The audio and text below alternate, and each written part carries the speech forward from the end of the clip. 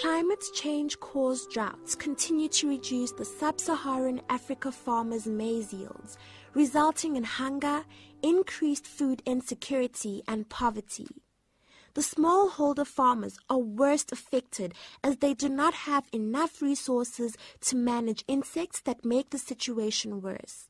By feeding on the drought-hit maize, the destructive combination of drought and insects can cause complete crop failure and increased food insecurity. Fortunately, African scientists are now working together with local and international donors to address this challenge. They have already started identifying ways to lessen the drought risk and insect pressure on smallholder farmers' maize production in order to remove the growing food security threat in Africa. This is being done through the introduction of water-efficient maize for Africa, drought-tolerant and insect-protected maize seeds. AfricaBio President explains what it takes for African governments to start investing in technologies that improve food security. It's going to take African leaders, African policymakers, courage to really start investing more aggressively in biotechnology in general and genetic engineering in particular. Some of them have publicly stated that their countries are ready to adopt biotechnology, are ready to engage effectively with the technology. The WEMA project is something that I think is crucial for the Southern African region in particular because of the lack of water, and climate change is adding to the already limited water resources that we have in the region. So, and as you've seen already this year, this is planting season. We've had very little rain.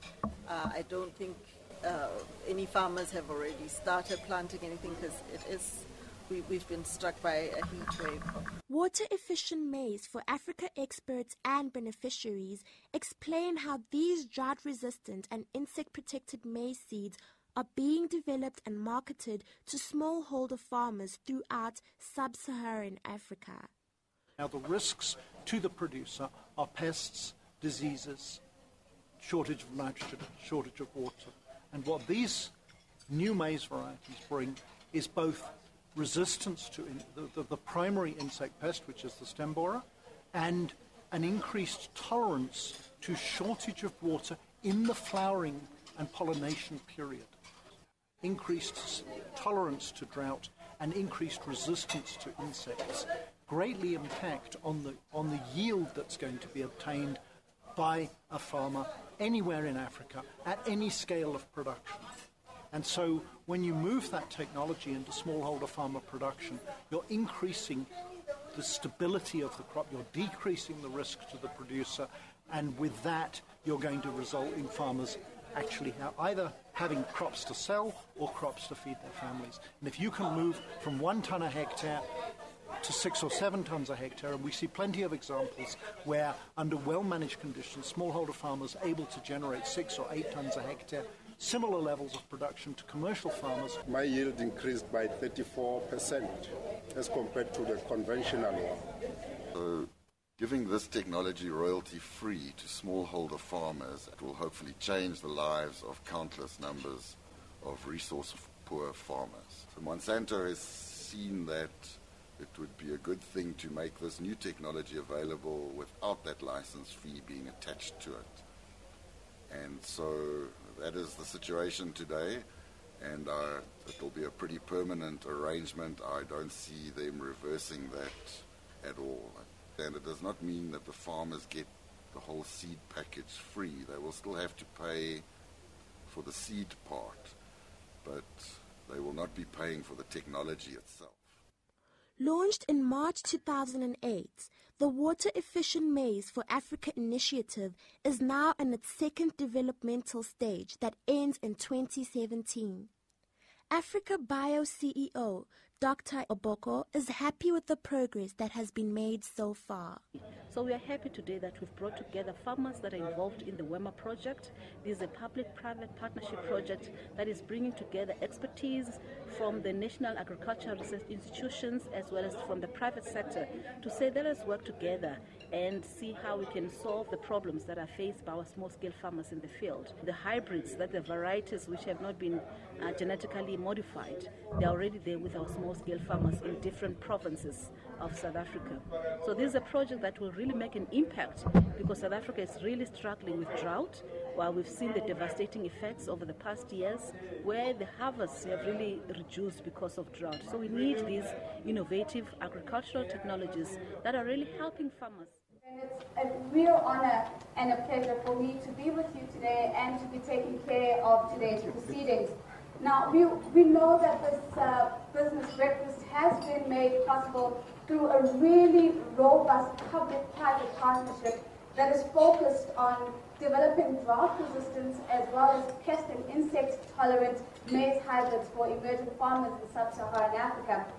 And we also know of equal significance, and perhaps of even more significance, is that this event takes place at a time where it's an opportune moment to take cognizance and recognition of the fact that the world is also celebrating World Food Day today, and the challenges that have led to World Food Day and highlights around World Food Day will not be lost in today's conversations.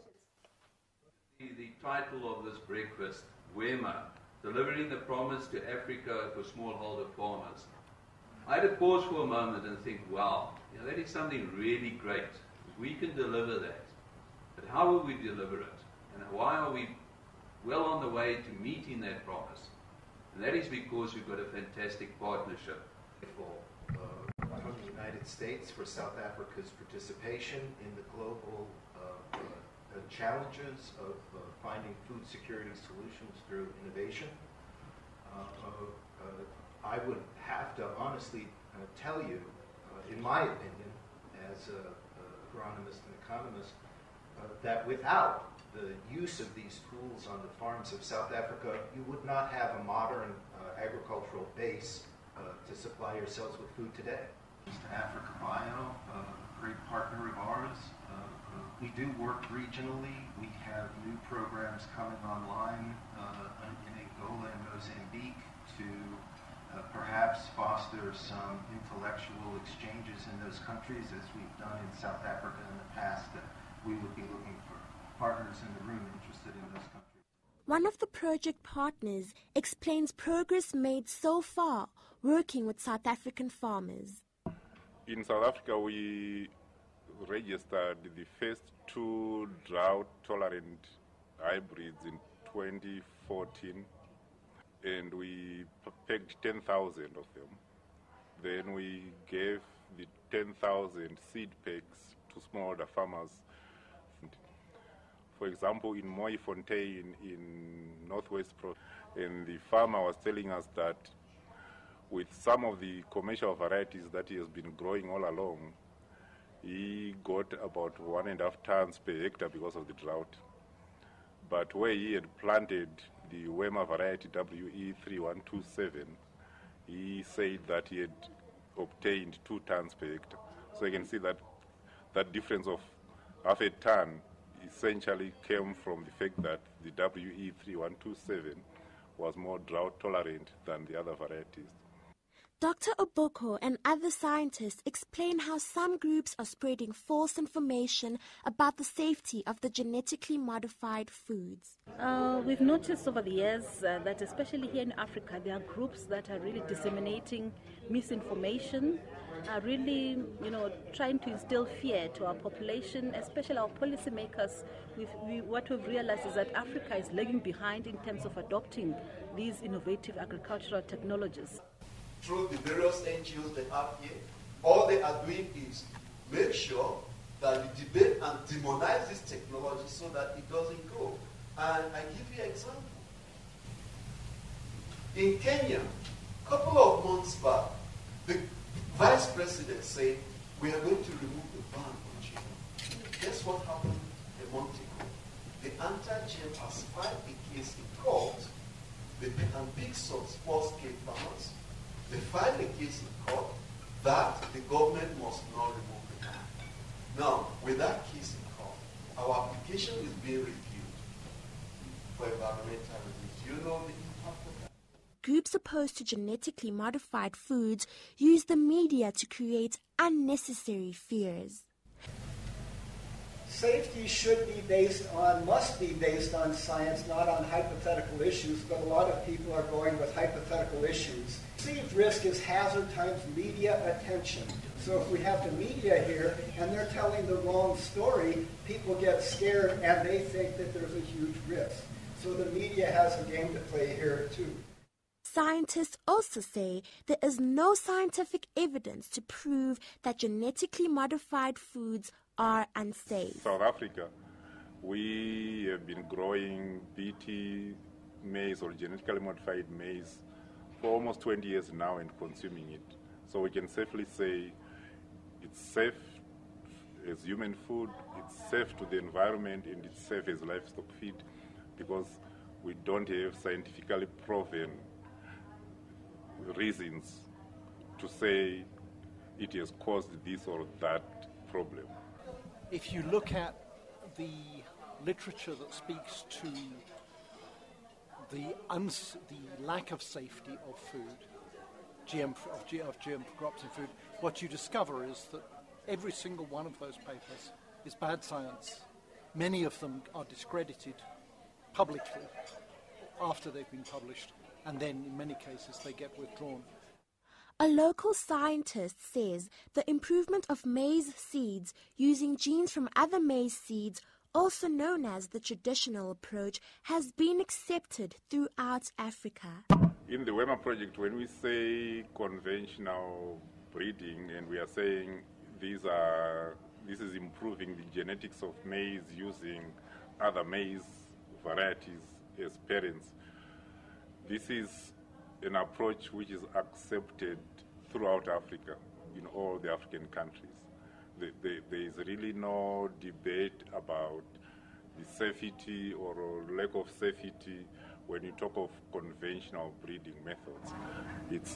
It's acceptable by everybody. Having understood that there is no scientific evidence to prove that genetically modified foods are unsafe, some African governments are now considering growing such crops to feed their people. The Malawi government position on BT products or maize is that for now the government is looking into it.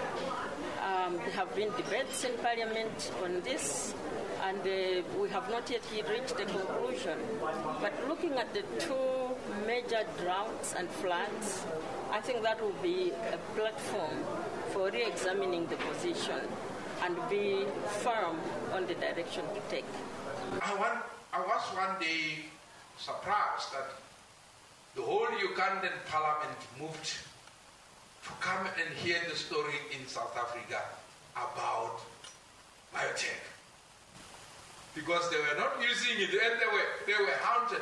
As we asked most of them, they were all haunted by superstition of some kind.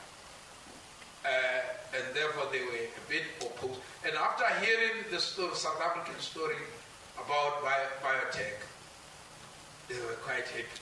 Some of them were saying, nah, we are going to. Africa should not be left behind. Biotechnology research, like they did so during the Green Revolution decades. I'm glad to report to you that Uganda, my country, recently came up with National Biotechnology and Biosafety Bill. But steps are being taken to include the interests and concerns of the farmers and other consumers of their products. Hopefully the next government, which will come on board in May next year, 2016, will enact this law. A local economist explains how South Africa is benefiting from growing genetically modified crops. In South Africa, we have been enjoying the benefits of the GM. Early 2000, before we adopted the GM technologies, we were producing, for example, maize at around about 2.8 million hectares. And that maize, we were only getting around about 9.8 tons of the output. But when we started to put on a GM, we started to see now that the area planted has decreased to around about 2.6 million hectares, but the output has increased. Just last year, we're seeing an output of an increase up to 14.3 million tons. So this just shows the productivity that comes along with the GMO practice. Africa should not miss the opportunity to fight hunger and poverty through using genetically modified maize seeds that provide better yield, because they are drought tolerant and protected against insect attack. This is the gene tech revolution coming. Should we fold our hands or should we go for it? Again, emphasis on domestic investment. If you put in our money, we are going to own the agenda. The activists will not have much space to mislead public policy in Africa. It is our responsibility as AfricaBio, as persons who are working on biotechnology policy issues, to direct our leaders to the right decision, and that involves providing to them the right information, being available to them when they need advice.